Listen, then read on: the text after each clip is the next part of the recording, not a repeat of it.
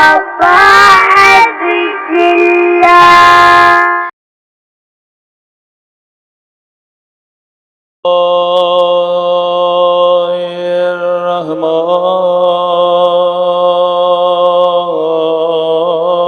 الرحمن الرحيم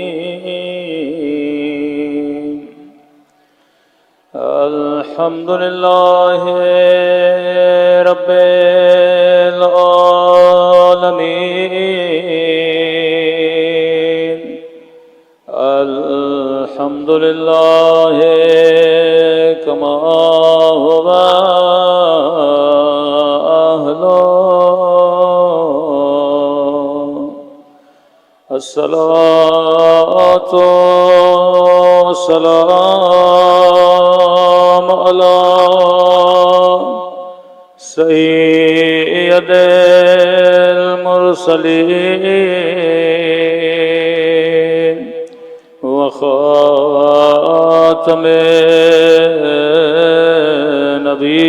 النبيين أبي القاسم محمد اللهم صل على محمد وعلى آله الطيبين الطاهرين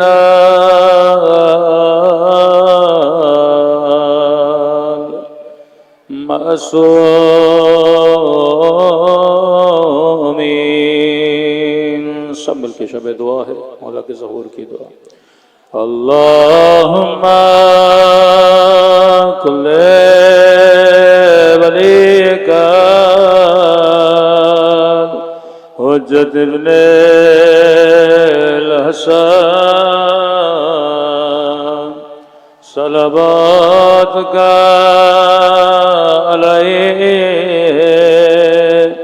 وعلی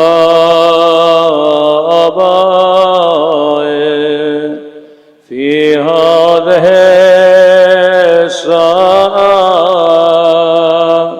وفي كل وليا وحافظا وقائدا وناصرا ودليلا حتى تسكنه أرضك طوعا وتمتعه فيها طويلا برحمتك يا أرحم الراحمين. صلوات پڑھے محمد وآلہ محمد. بسم اللہ الرحمن الرحیم. رب اشرح لی صدری ویسر لی امری واحلل عقدۃ من لسانی یفقہوا قولی. اما بعد فقد قال امامنا الحسین علیہ الصلاۃ والسلام انما خرجت لطلب الاصلاح فی امت جدی. صلوات پڑھے محمد وآل محمد.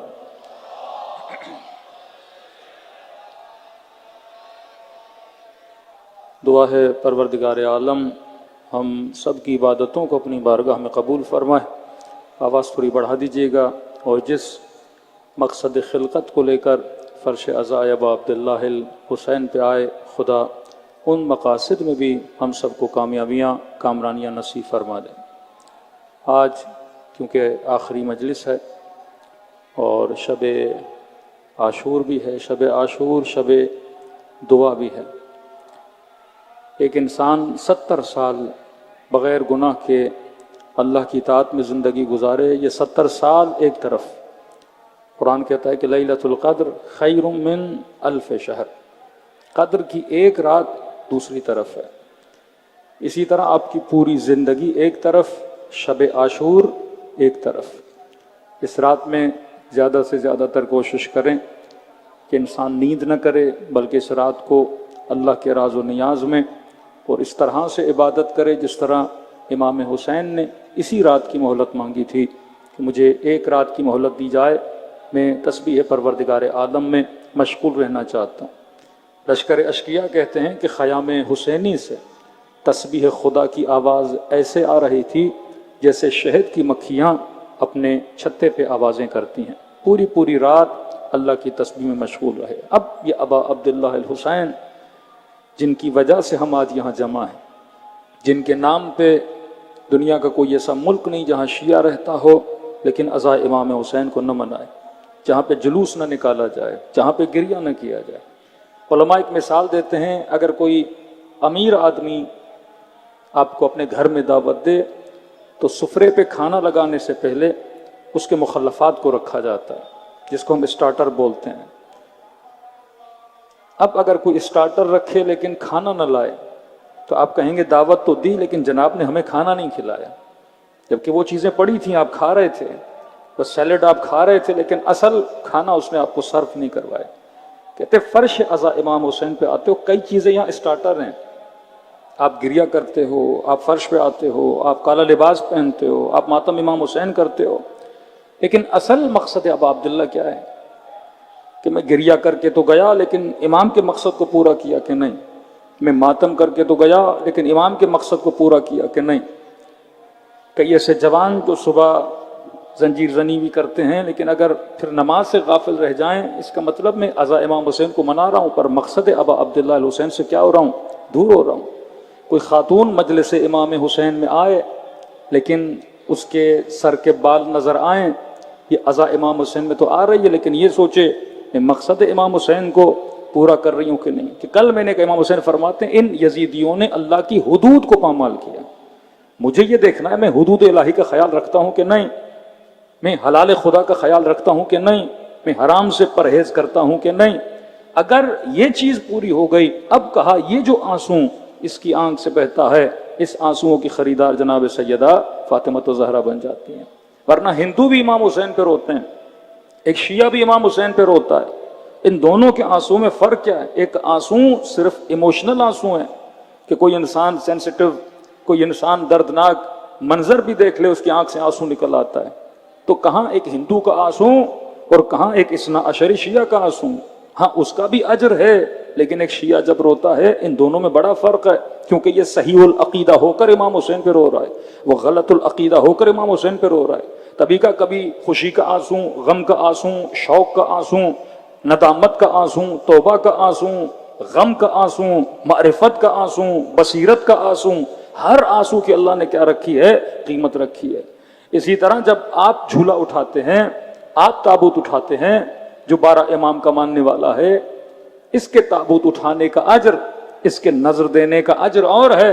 آپ انٹیریئر سندھ میں چلے جائیں، ہمارے ہندو برادری بھی آتی ہے اور وہ آ کے جھولوں پہ نظر باندھتی ہے، لیکن کیا وہ معرفت امام حسین رکھتا ہے کہ نہیں؟ یا اس نے 4 لوگوں سے سنا ہے کہ اگر اس جھولے پہ جاؤ گے تو خدا علی اصغر کے صدقے مثلا اولاد دیتا ہے، حضرت عباس کی نظر مانو گے تو خدا حضرت عباس کے صدقے میں یہ دیتا ہے۔ وہ لالچ کا آنا ہے۔ اگر صحیح العقیدہ ہوتا تو اس مذہب کو وہ کیا کرتا؟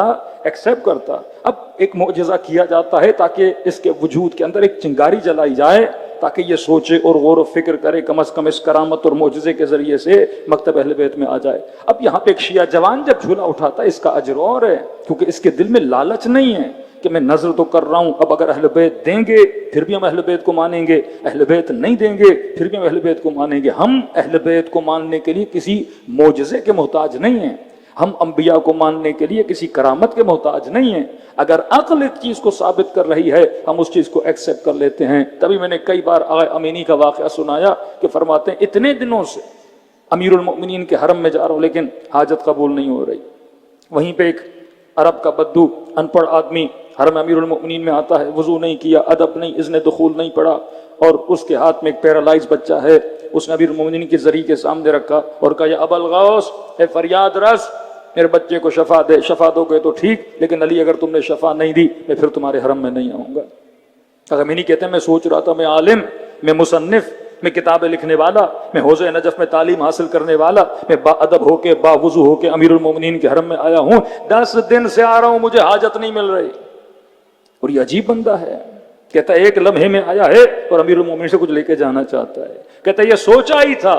تو وہ بچہ جو پیرالائز تھا، جو زمین پہ پڑا ہوا تھا میں نے دیکھا اپنے قدموں پہ کھڑا ہو گیا اور چلتے چلتے اپنے باپ کے سینے سے لگ گیا کہ تمہیں پریشان ہو گیا، مولا میں اتنے دن سے آ رہا ہوں مجھے نہیں مل رہا، یہ عرب بدو ہے، یہ ان پڑھ آدمی ہے جسے آپ نے اتنی جلدی دے دیا۔ کہتا میں گھر چلا گیا، رات کو خواب کے عالم میں امیر المومنین کی زیارت ہوئی۔ امام نے فرمایا امینین اپنے مولا سے شکایت نہیں کیا کرتے، کیونکہ وہ کمزور العقیدہ تھا، اگر شفا نہ دیتے وہ کبھی پھر علی کے دروازے پہ نہ آتا، لیکن امینی ہمیں تجھ پہ اتنا بھروسہ ہے، چاہے تجھے دیں تب بھی علی کو نہیں چھوڑے گا، چاہے تجھے نہ دیں تب بھی تو علی کو نہیں چھوڑے گا۔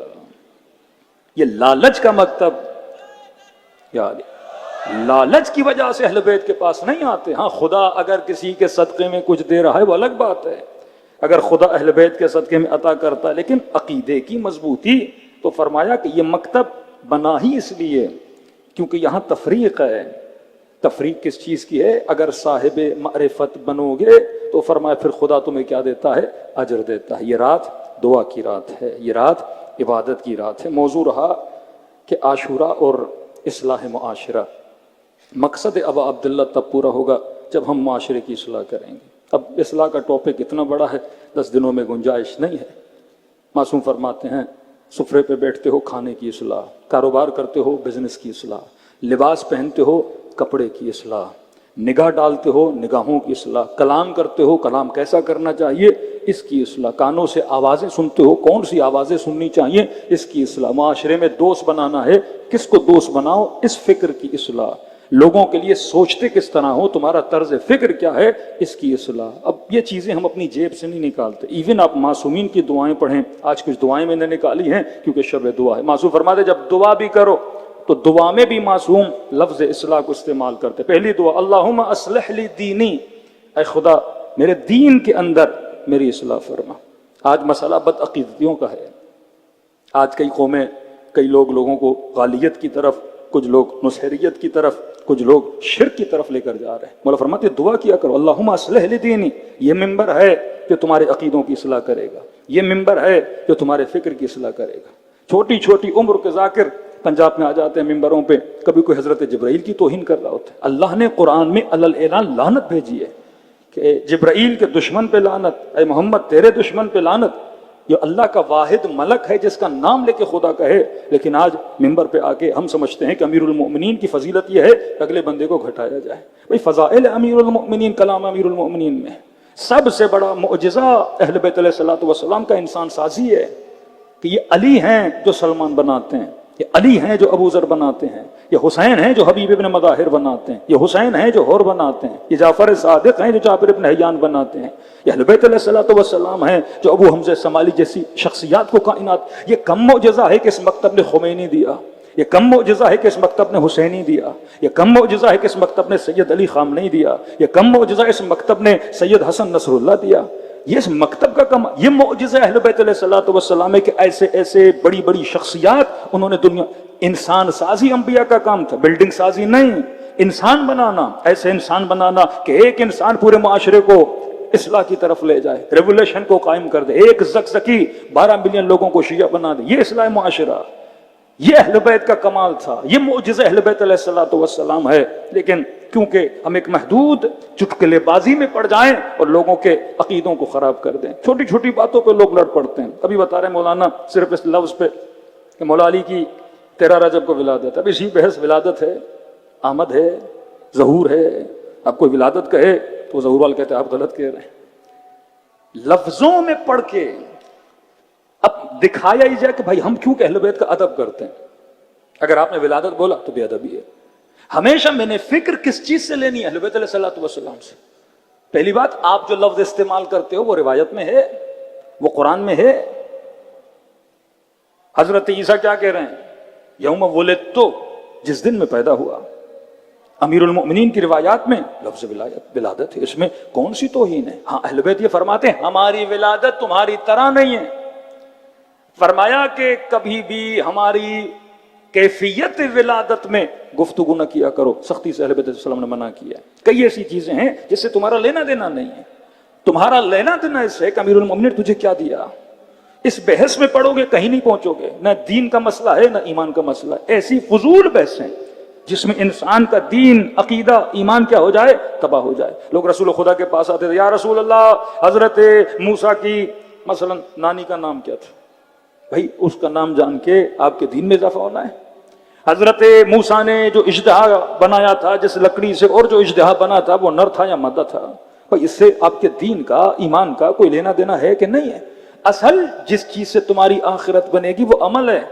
یہ دیکھو کہ اہل بیت نے کیا کہا، اہل بیت نے کیا کیا، اہل بیت کس راستے پہ چلے، سلمان کیسے سلمان بنا، ابو ذر کیسے ابو ذر بنا، یہ تمہارا لینا ہے، کیونکہ ہم معصومین کی دعاؤں سے دور ہیں۔ آج ایک شیعہ جوان جتنی شاعری سنتا ہے اتنا امام زین العابدین کا صحیفہ سجادیہ نہیں پڑھتا۔ آج جتنا ہم خود تخلیقی ورڈز خطیبوں کے سنتے ہیں، ان کی اپنی بنائی ہوئی باتیں جتنی سنتے ہیں، اتنا ہم کلام معصوم کو نہیں پڑھتے۔ پورا سال کتنی بار تم نہج البلاغہ پڑھتے ہو؟ کتنی مرتبہ خطبات امام حسین کو پڑھا ہے؟ کتنی مرتبہ کلام اہل بیت کو پڑھا ہے؟ کتنے امام چھٹے امام کی زندگی کو آپ نے پڑھا ہے؟ جب کلام معصوم میں پڑھو گے تو مشرب معصوم کو سمجھو گے۔ کلام معصوم کا مطلب ہے معصوم کی صحبت میں رہنا۔ تو فرمایا دعا کر، دعا ہی تمہاری زندگی کو بنا۔ یہ دعا ہے، خدا سے مانگو گے تو خدا عطا کرے گا۔ یہ رات دعا کی رات ہے۔ اللہم اصلح لی دینی، اے خدا میرے دین کی اصلاح فرما۔ پھر فرما واصلح لی فی دنیائی، صرف دین کی نہیں، اے خدا صحیح العقیدہ بنا، میرے دین کو صحیح فرما۔ دوسری چیز فرمایا واصلح لی دنیائی، اے خدا میری دنیا کو بنا۔ کیوں بنا؟ کیونکہ التی فیہا معاشی، کیونکہ دنیا میں میرے رزق کی وابستگی ہے۔ بارہا کا جس جوان کی نوکری اچھی نہیں، بزنس اچھا نہیں، کمائی اچھی نہیں، یہ محتاج رہے گا، یہ ریلیشن ہے، پھر اس کا دین بھی صحیح نہیں رہے گا۔ یہ صبح سے شام تک اگر رزق اور روٹی کے لیے پریشان ہے، اس کا دین بھی خراب ہو جائے گا۔ فرمایا اے خدا میری دنیا بھی صحیح فرما، کیونکہ میری دنیا سے کس کا تعلق ہے؟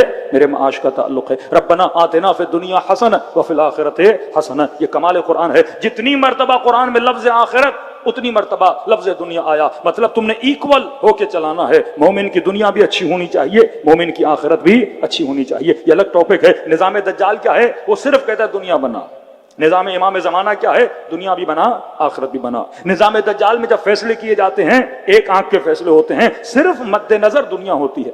دو میم جوان یاد کر لیں، میں نے کئی مجالس میں کہا، ایک میم معاد، ایک میم معاش۔ آگے جملہ آتا ہے وَأَصْلِحْ لِي آخِرَتِي، اے خدا میری دنیا کو بنا، کیونکہ دنیا سے میرا معاش جڑا ہوا ہے، میرا مال جڑا ہوا ہے، میری اکنامک کو اقتصاد جڑا ہوا ہے۔ پھر فرمایا وَأَصْلِحْ لِي آخِرَتِي، میری آخرت کو بنا، الَّتِي إِلَيْهَا مَعَادِي، آخرت بنا کیونکہ آخرت سے میرا معاد جڑا ہے۔ اگر دنیا بن گئی لیکن قیامت بگڑ گئی، اس دنیا کا فائدہ کیا؟ اگر دنیا بنی لیکن میرا معاد نہ بنا۔ دو میم، میم معاد، میم معاش، یہ دو میم یاد رکھیں۔ معاد کا مطلب اکنامک، معاد کا مطلب قیامت، معاش کا مطلب اکنامک، اقتصاد، پیسہ۔ مولا فرماتے دونوں کو بنا۔ نظام دجال کون سا نظام ہے؟ ایک آنکھ والا نظام۔ کون سی آنکھ؟ پیسے کی آنکھ، معاش کی آنکھ۔ دوستی کرے گا پیسے کی بنیاد پہ، ملکوں سے تعلقات پیسے کی بنیاد پہ۔ امریکہ اسرائیل کی سپورٹ کر رہا ہے پیسے کی بنیاد پہ۔ مسلمان کو مسلمان سے لڑایا جا رہا ہے کیونکہ اسلحے کی فیکٹریاں ہیں، یہ بیچی جائیں گی، ان کی اکنامک مضبوط ہوگی، ان کا مال آ جائے گا۔ فلم انڈسٹری پیسہ، دوستیاں پیسہ، تعلقات پیسہ، ایم پی ایم این اے، سیٹیں ویٹیں، سب چیز کیا ہے؟ پیسہ ہے۔ اب ان کے معاشرے اتنے کنٹرولڈ معاشرے کیوں ہیں؟ کیونکہ وہاں لوگوں کو کنٹرول آخرت کی بنیاد پہ نہیں کیا جاتا، مال کی بنیاد پہ کیا جاتا ہے۔ یہی پاکستانی بچہ جب پاکستان میں کراچی کے روڈ پہ گاڑی چلاتا ہے، یہ سگنل توڑتا ہے، اور یہی بچہ جب یو کے جاتا ہے، یورپ جاتا ہے، آسٹریلیا جاتا ہے، سگنل کے پیچھے کھڑا ہو جاتا ہے۔ بھائی تمہیں کس نے روکا؟ کس نے تجھے آرڈر دیا؟ وہاں تم مہذب نہیں تھے، یہاں تم مہذب کیسے بنا؟ وہاں کچرا تم روڈ پہ پھینک رہے تھے، یہاں تم ایک چھوٹا سا کچرا بھی روڈ پہ نہیں پھینکتے۔ یہ کون ہے جو اس کے وجود کو کنٹرول کر رہا ہے؟ یہ کون سی آنکھ ہے جس سے یہ خوف زدہ ہے؟ کیا یہ اللہ کی آنکھ ہے یا یہ دجال کی آنکھ ہے؟ دجال کی آنکھ پیسے کی آنکھ ہے۔ کس آنکھ سے ڈرتا ہے؟ اس کیمرے کی آنکھ سے ڈرتا ہے جو سگنل پر بھی لگی ہے، جو روڈ پر بھی لگی ہے۔ کہ مولانا یہاں سے پیسہ کمانے کے لیے وہاں گیا، اور اگر میں نے ایک سگنل توڑا $50 دینے پڑیں گے، $400 دینے پڑیں گے۔ دبئی کا سگنل توڑا 500 درہم دینے پڑتے ہیں۔ اب کہتا ہے میں مال کمانے آیا، اب سگنل توڑوں گا تو نقصان کس کو ہے؟ مال کو ہے۔ تو اسے فکر کس کی ہے؟ مال کی فکر کی وجہ سے یہ سگنل نہیں توڑتا۔ لیکن ایک دوسری آنکھ ہے جسے کہتے ہیں اللہ کی آنکھ ہے۔ امام حسین کے پاس جوان ہے، مولا میں گناہ کی عادت ہے، گناہ کو چھوڑنا چاہتا ہوں لیکن چھوڑ نہیں پا رہا۔ امام نے فرمایا 2 کام جا کے کر، اس کے بعد تیری مرضی ہے جا کے گناہ کر. کہ مولا کون سے کہا؟ کہ ایسی جگہ گناہ کر جہاں خدا کی آنکھ تجھے نہ دیکھے. دوسرا فرمایا کہ اللہ کا رزق کھانا چھوڑ دے. کہ مولا ناممکن ہے. کہ جب ناممکن ہے تو پھر گناہ کو چھوڑ دے. امام جس آنکھ کو قوی کریں گے وہ کون سی آنکھ ہے؟ آخرت کی آنکھ ہے. یہ تک و تو نہ کمرے میں بیٹھا ہے اللہ کی نافرمانی. کیونکہ ایک آنکھ تجھے دیکھ رہی ہے، حجت خدا کی آنکھ ہے. ایک آنکھ تجھے دیکھ رہی ہے، اللہ کی آنکھ ہے. یہ کون سی آنکھ ہے؟ یہ قیامت کی آنکھ ہے. اس خوف قیامت سے یہ گناہ نہیں کرے گا. دنیا کنٹرول کرتی ہے صرف مال کے ذریعے سے. وہ یہ نہیں کہتے سگنل توڑو گے تو آخرت میں نقصان ہوگا. وہ یہ نہیں کہتے کہ کسی کو ابیوز کرو گے یا کسی عورت کو نقصان دو گے، کسی بچے کو نقصان دو گے، کوئی زیادتی کرو گے تو کہتے ہیں جیل میں جانا پڑے گا، اتنا فائن آپ کو لگنا پڑے گا. تو پیسے کے خوف سے یہ ایتھیکل بن جاتا ہے، پیسے کے خوف سے یہ اخلاق مند بن جاتا ہے. تو ان کے معاشرے اگر ایتھیکل ہیں، با اخلاق ہیں، تو کس لالچ میں اور کس خوف کی وجہ سے؟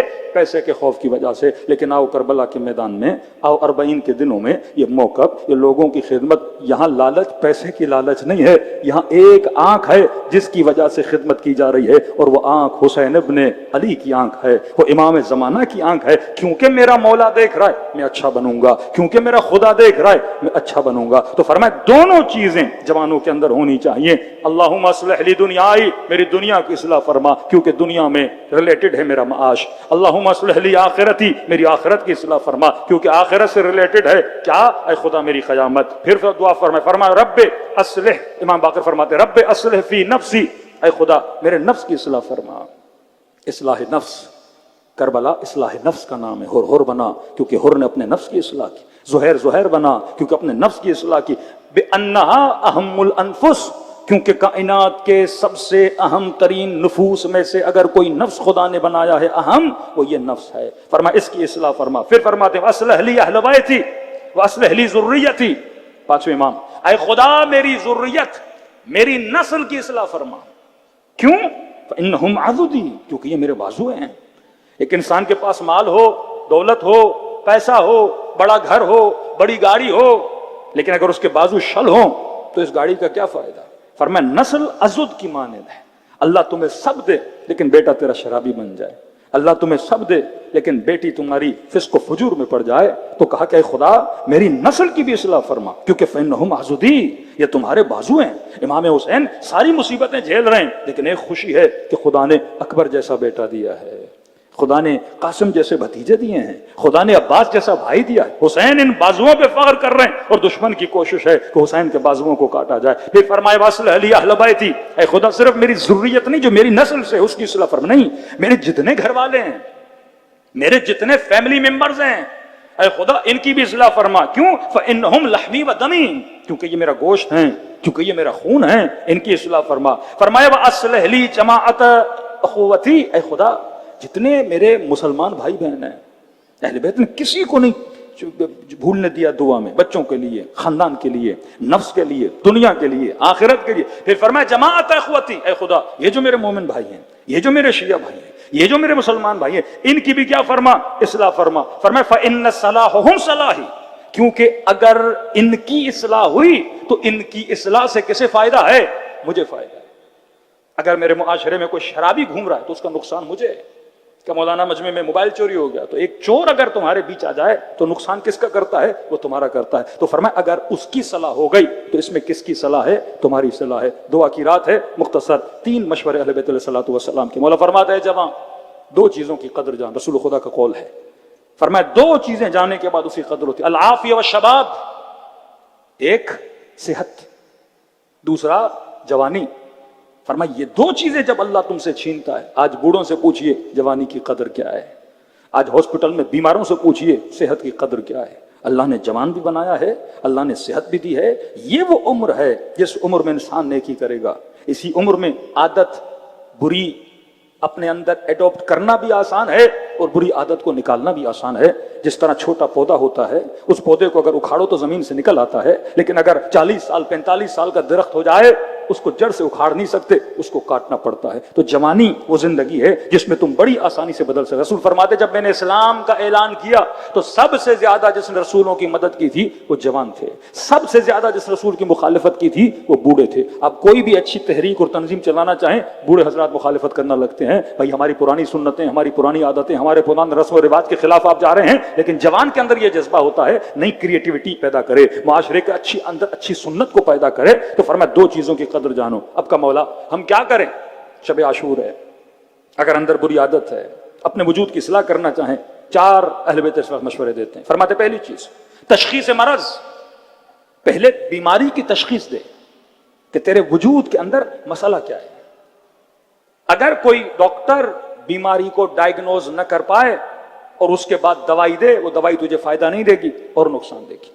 اگر آپ نے یہاں سے حیدرآباد جانا ہے، آپ کو پتا نہ ہو کہ روٹ کون سا ہے جو مجھے حیدرآباد تک پہنچائے گا، اور آپ غلط روٹ پہ چلے جاؤ، گاڑی بہترین ہو، اسپیڈ بہترین ہو، جتنی اسپیڈ سے جاؤ گے اتنا اپنے ہدف اور مقصد سے کیا ہوتے جاؤ گے؟ دور ہوتے جاؤ گے۔ تو فرمایا پہلے تشخیص مرض ہے، پہلے بیماری کو پہچانو، پہلے ڈائیگنوز کرو۔ میرے اندر کنجوسی کی بیماری ہے، میں غصے میں بہت جلدی آ جاتا ہوں، میں گالم گلوچ کرتا ہوں، میرے اندر نشے کی عادت ہے، میرے اندر کون سی بیماری ہے؟ میرے اندر شہوت کی عادت ہے، میرے اندر نگاہ حرام کی عادت ہے، باہر چلتا ہوں کسی کے ناموس کو دیکھتا ہوں، میری آنکھوں میں حیا نہیں ہے، میری زبان میں ادب نہیں ہے، میرے لباس میں مسئلہ ہے، میں لباس بے حیائی پہنتا ہوں، لوگوں کو اپنی طرف اٹریکٹ کرتا ہوں۔ یہ پہلے تشخیص مرض کرو۔ ہور کیوں بنا؟ کیونکہ ہور اپنی بیماری پہچان گیا۔ قاضی شرح کیوں بنے؟ کیونکہ بیماری نہ پہچان سکا۔ حبیب ابن مظاہر وہ جو خود شناس تھا، پھر خدا شناس بھی تھا، پھر اسے پتا تھا کہ میرے امام حسین کے راستے پہ کیسے چلنا ہے۔ پھر میں پہلے تشخیص مرض، پہلے بیماری کا پتہ لگاؤ۔ دوسری چیز عزم و ارادہ، یہ سب سے مشکل ترین کام ہے۔ روڈ پہ پڑے ہوئے کسی نشائی سے بھی پوچھو گے نا کہ آپ کا اس ماحول میں آنے کا ریزن کیا، کہتا ہے نشہ ہے، نشہ اچھی چیز ہے، کہتا ہے نہیں، میں مشورہ دیتا ہوں کوئی نشہ نہ کرے۔ پھر آپ چھوڑتے کیوں نہیں؟ عزم نہیں ہے، ارادہ نہیں ہے۔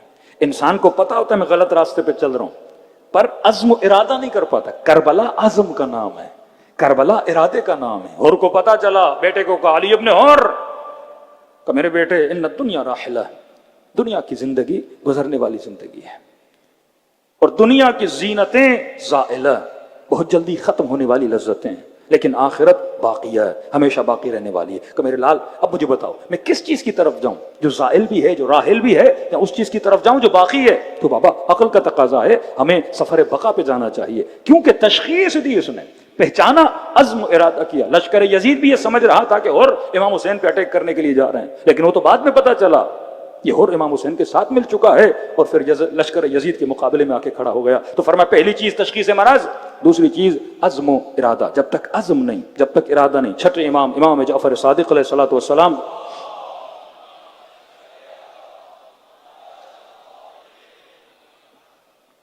امام کے پاس، امام کا صحابی ابو بصیر، اس کا ایک دوست تھا جو حکومت کے دربار کے اندر کام بھی کرتا تھا، اپنے وقت کا شرابی، زانی، فسق و فجور میں، گھروں کے اندر کنیزوں کو نچوائے، میوزک، مکس گیدرنگ، ہر بیماری اس کے اندر تھی۔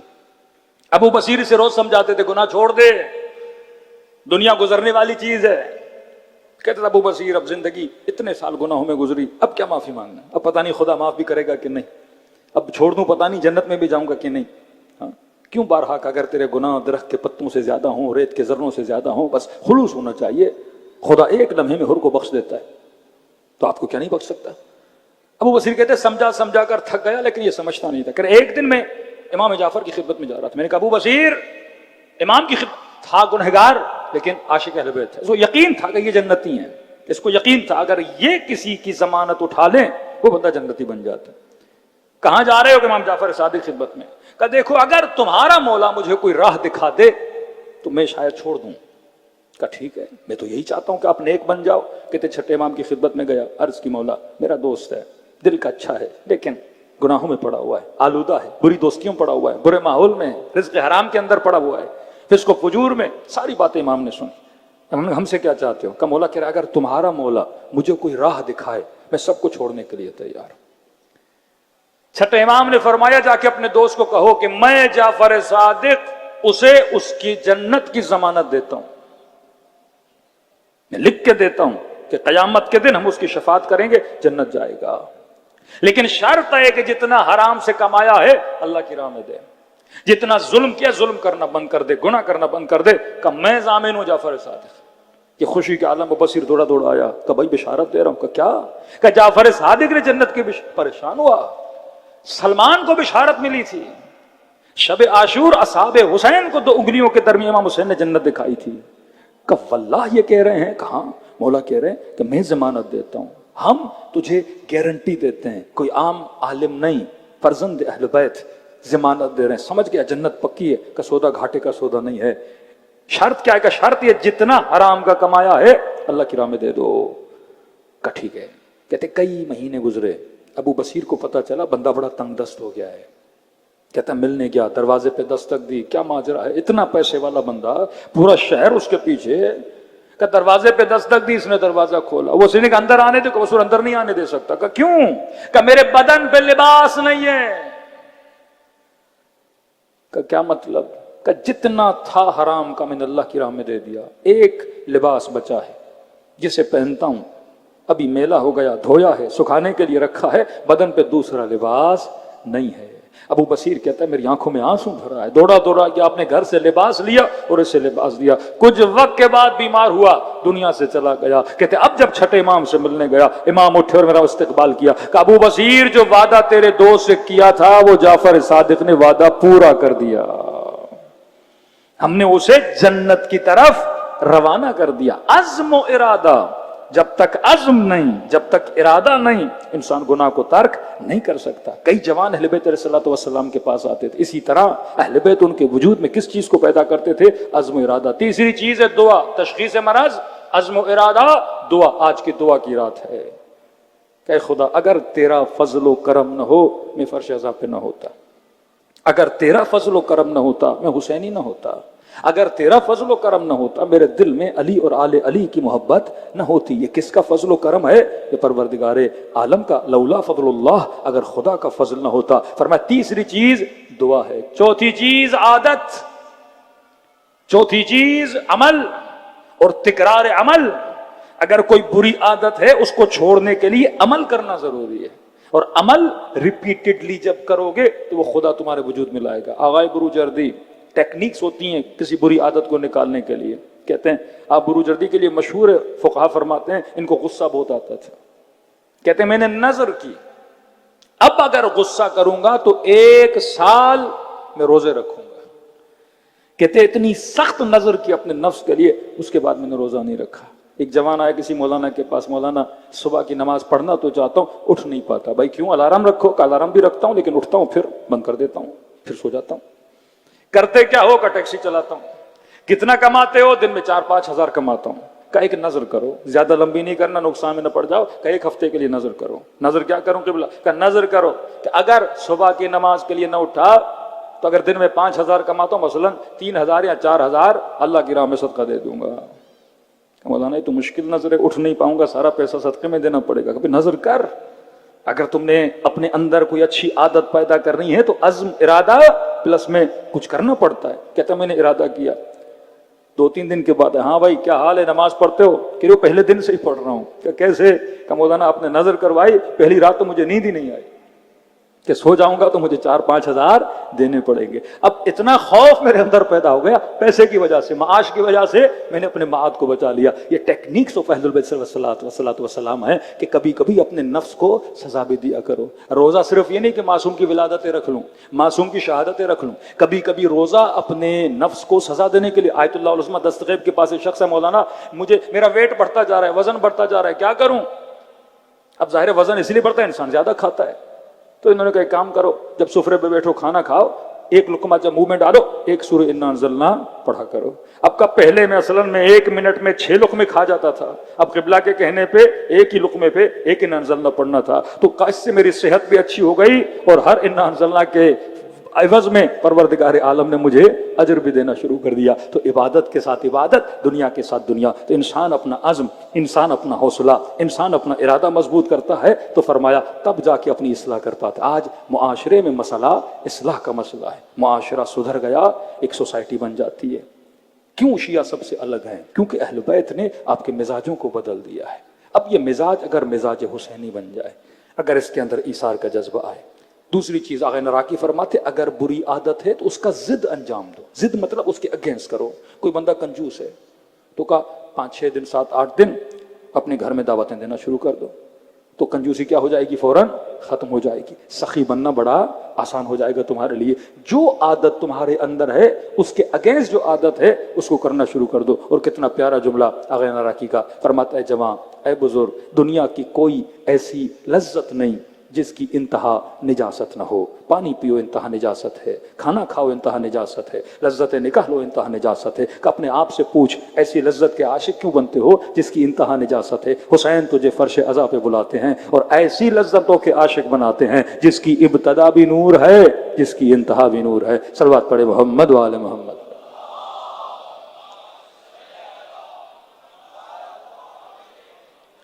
کربلا کا مطلب ہے کہ دیکھو عزم و ارادہ کتنا مضبوط تھا. امام حسین علیہ الصلوۃ والسلام شب عاشور سمجھو یہی رات. اب دیکھ رہے مولا کہ کچھ لوگ ہیں جن کو پتا ہے کہ اس جنگ کے نتیجے میں شہادت ہے. تو امام فرمایا جو رکنا چاہتا ہے رکے, جس نے جانا ہے وہ چلے جائے. اب کسی میں جرت نہیں کہ اٹھ کے جائے. کئی ہیں جو جانا چاہتے ہیں.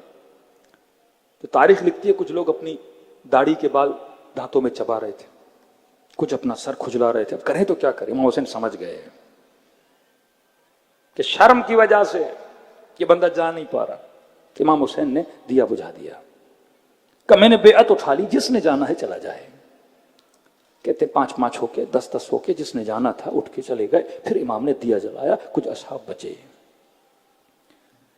پھر امام نے اپنے رشتہ داروں سے خطاب کیا, فرمایا عباس اور اس کے بھائی اگر جانا چاہتے ہو تو چلے جاؤ. حسین نے بیعت اٹھا لی ہے. بیٹا اکبر اگر تو بھی جانا چاہتا ہے تو چلا جا. اصحاب کو مخاطب کیا کہ اگر تم میں سے بھی کوئی جانا چاہتا ہے تو چلا جائے, کیونکہ یہ جو لشکر کھڑا ہے ان کا مسئلہ حسین سے. اگر تم لوگ چلے بھی جاؤ گے ان کا مسئلہ تم سے نہیں ہے, یہ مجھے مارنا چاہتے ہیں.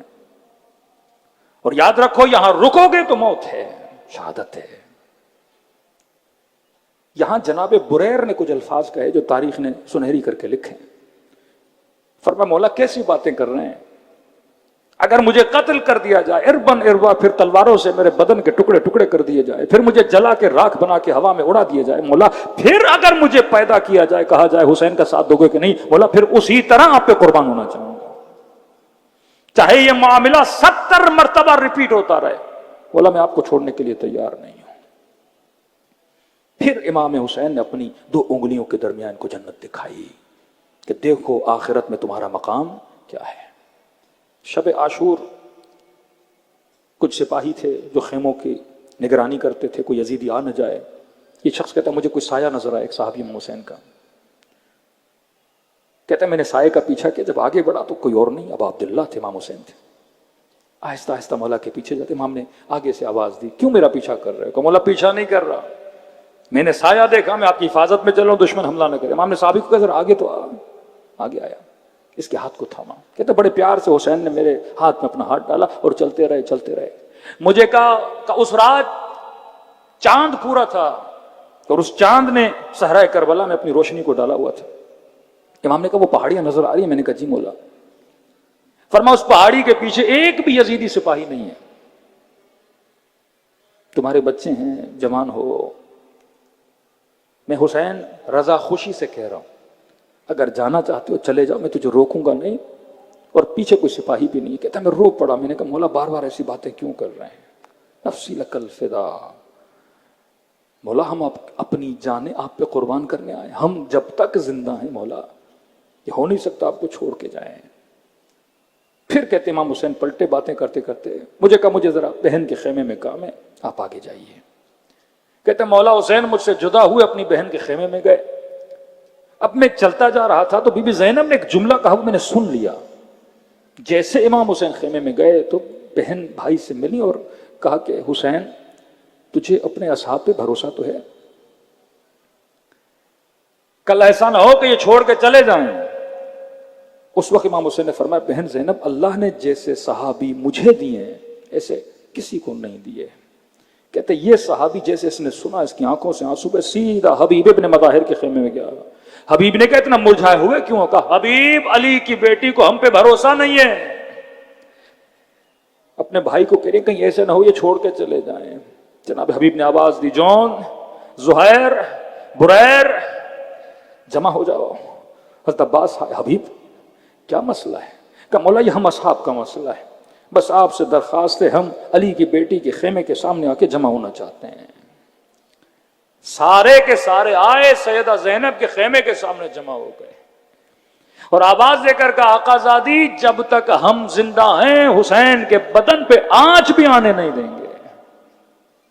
آپ اس چیز سے مطمئن رہیں جب تک ہم زندہ ہیں. کس طرح امام حسین نے ان کے قلوب کے اندر معرفت کو پیدا کیا. وہب قلبی راستے میں کس طرح عاشق حسین بنا. کہتا پانی ختم ہو گیا، تلاش پانی میں باہر نکلا بیوی کو لے کے. ڈھونڈتے ڈھونڈتے ایسے کسی چھوٹے سے کھڈے میں تھوڑا سا پانی ملا، اس سے اپنا مشک بھرا. بھرنے کے بعد پھر واپس گیا ماں کے خیمے کی طرف. کہتا ہے ہمیشہ جب خیمے میں آتا تھا میری ماں میرا استقبال کرتی تھی. کبھی کوئی شکار لے کر جاتا تھا، پانی ختم تو پانی لے کر جاتا تھا، یہ خود آتی تھی مجھے سینے سے لگاتی تھی. اب جب خیمے میں گیا تو دیکھا ماں بیٹھی ہے، میرے استقبال میں نہیں ہے، پریشان. اماں کیا بات ہے؟ میں پانی لایا ہوں. آپ پانی کے لیے پریشان تھی؟ صحرا ہے، ڈھونڈ ڈھونڈ کے کہیں سے میں پانی لے کر آیا ہوں.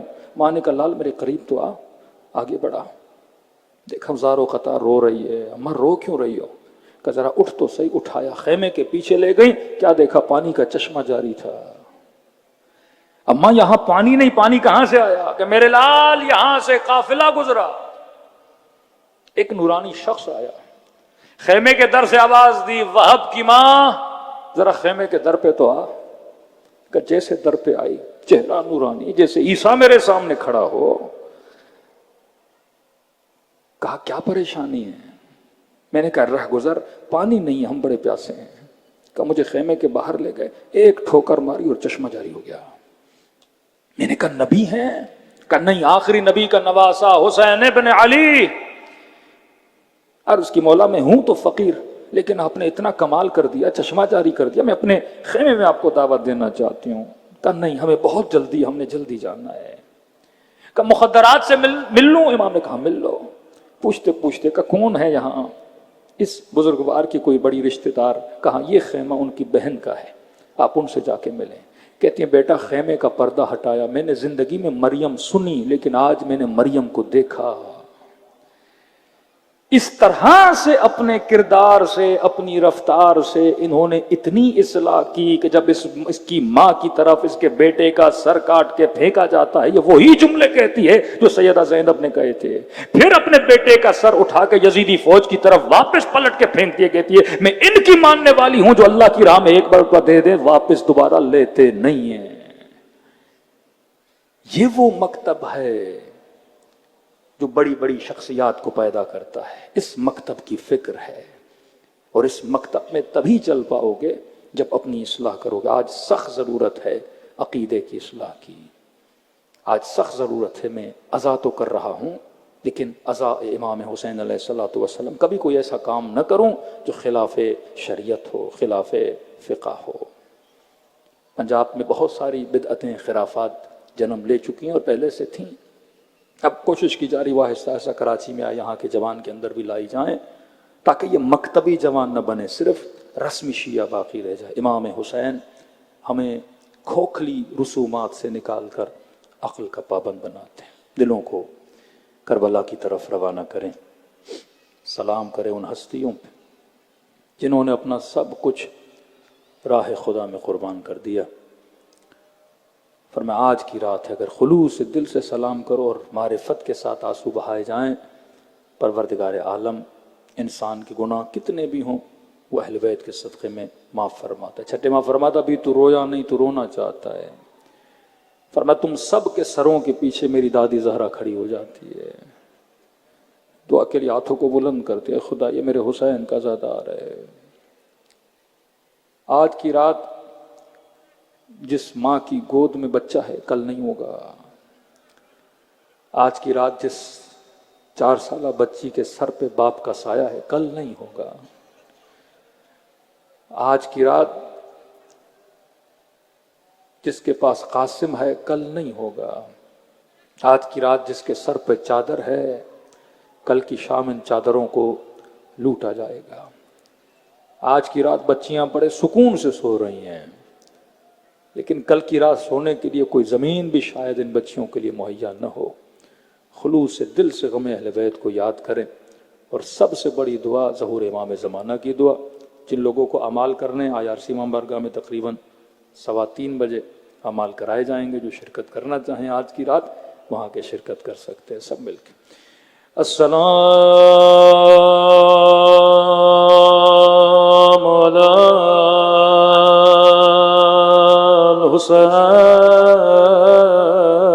الحسین وعلی علی ابن الحسین وعلی اولاد الحسین وعلی اصحاب. آواز بلند ہونی چاہیے سب مل کے. السلام علی الحسین وعلی علی ابن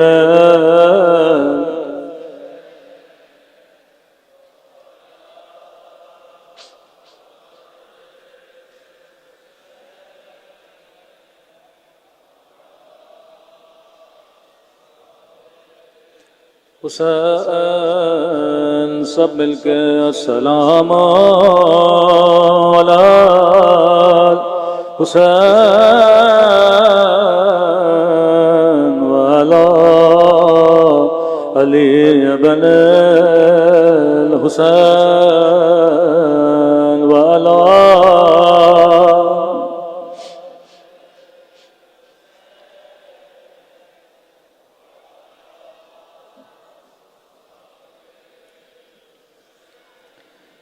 میرا سلام ہو اس درد بھرے منظر پہ جب حسین خیموں سے خدا حافظ کر رہے تھے. لشکر یزید کے سپاہی کہتے ہیں دو ایسے شہید تھے جن کا خیموں سے نکلنا بڑا مشکل تھا. کہتا علی اکبر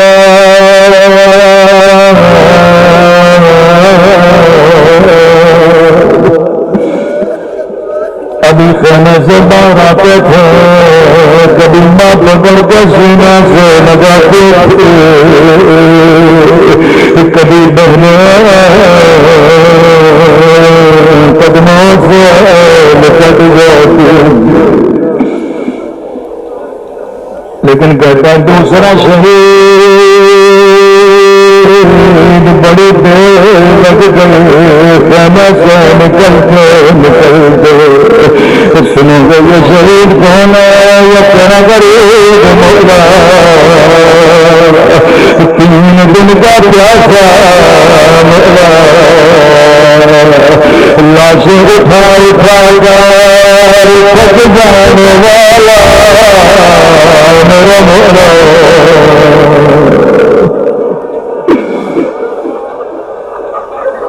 جب بھی خیمے سے نکلنا چاہتے تھے کبھی بہنیں نکل جاتی تھی کبھی بچیوں کی آوازیں بلند ہوتی تھی. جب جب بہن محمد سے خدا خاطر کرنے لگے خدا خاطر کہتے سیدہ کا شکایت کے زمین پہ گر گئی. جب ہوش نہیں آئی امام نے سینے پہ ہاتھ رکھا اللہ جانے کان میں کیا کیا کہا. صبح کہتی اس کے بعد میں نے جانت کو کبھی بے ہوش ہوتے ہوئے نہیں دیکھا.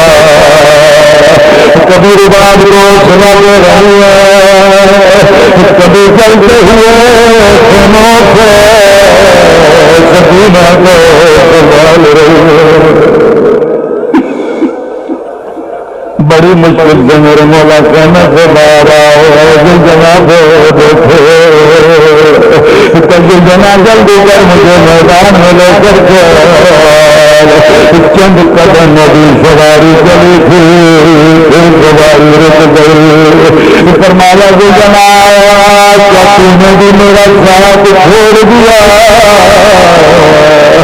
میرا اکبر چلا گیا، میرا عباس چلا گیا، او میرا حبیب چلا گیا،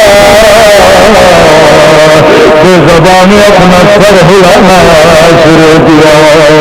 مولا چلو تو کیسے چلو؟ امام نے نیچے دیکھا، کیا دیکھا؟ چار سالہ بچی ہے جس نے دونوں باہیں زلزلات والی ہے، تیرے یہ زلزلہ میرے بابا کو کر لگا، وہ میرا کمر گیا واپس نہیں آیا، میرا چچا گیا واپس نہیں آیا۔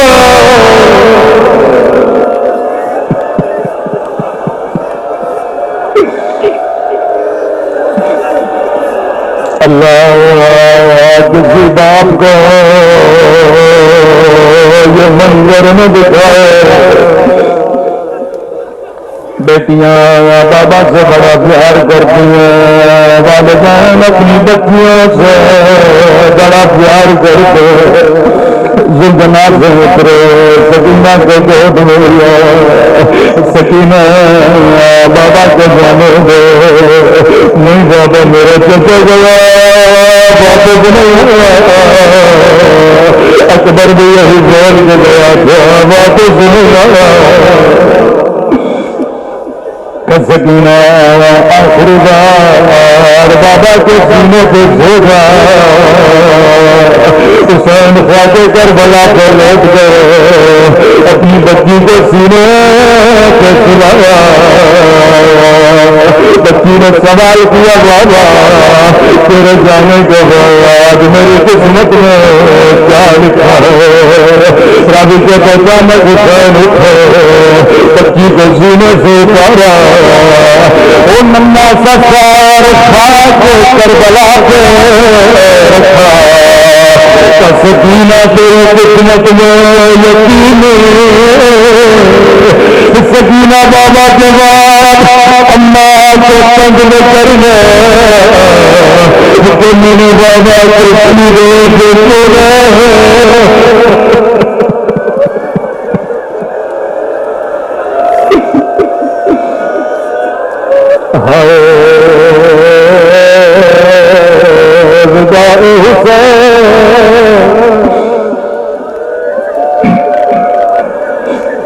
میرے چوتھے امام نے اپنے ذاتی سے کہا کہ مولا سب سے زیادہ زخم کربلا کے جس شہید کے بدن پہ تھے، فرمایا میرے بابا کے بدن میں 1000 سے زیادہ زخم تھے۔ مومن کہتا پوری رات مجھے نیند نہیں آئی، اگلے دن مولا کی خدمت میں آیا، مولا بدن پہ اتنی جگہ نہیں ہے، 1000 زخم تو سچ کرو، لیکن میرے بابا کے بدن پہ تھے، مولا کیسے؟ فرمایا رب ہو ایک زخم سے دوسرا زخم تھا، جس سے ہاتھ میں پتھر تھا اس نے بابا کو پتھر میرے، جس سے ہاتھ میں میوہ تھا اس نے بابا کو میوہ مارا۔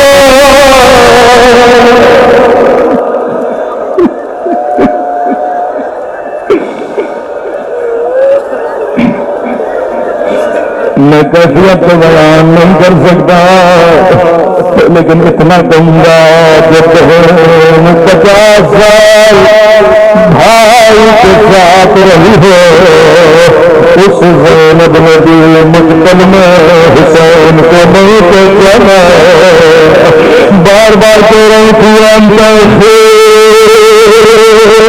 کیا تو میرا بھائی ہے کیا تو میرا مولا ہے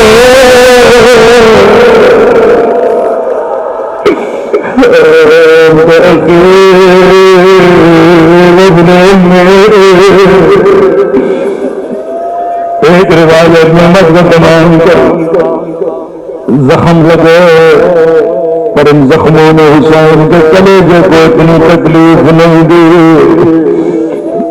راوی کہتا ہے جب زین سے زمین پہ آئے حسین کا بدن تیروں پہ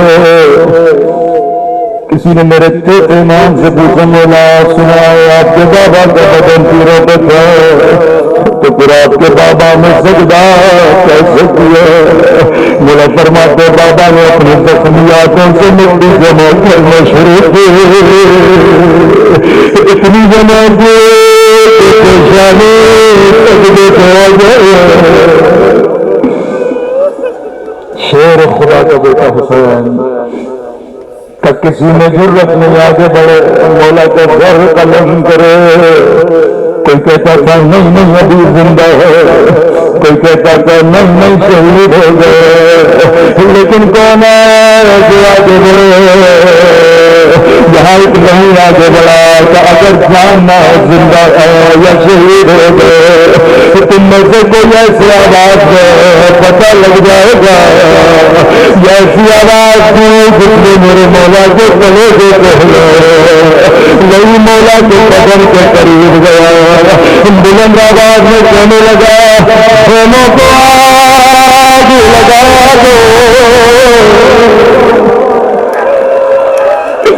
دو فیضانیوں کی چادریں کھلو سنت غیرت علی جوش بڑی مشکل سے گھٹنوں کے بل کھلے ہوئے بدن سے سارا خون دے چکا تھا ایک مرتبہ بائی طرف دیکھا ایک مرتبہ بائی طرف دیکھا کہنے لگے آئنا آئنا سی اپا آئنا علی اکبر آئنا حبیب ابن مظاہر میرے شہروں میں تجھے اپنے لیے نہیں بلا رہا وہ زینب کی چادر کپڑے میں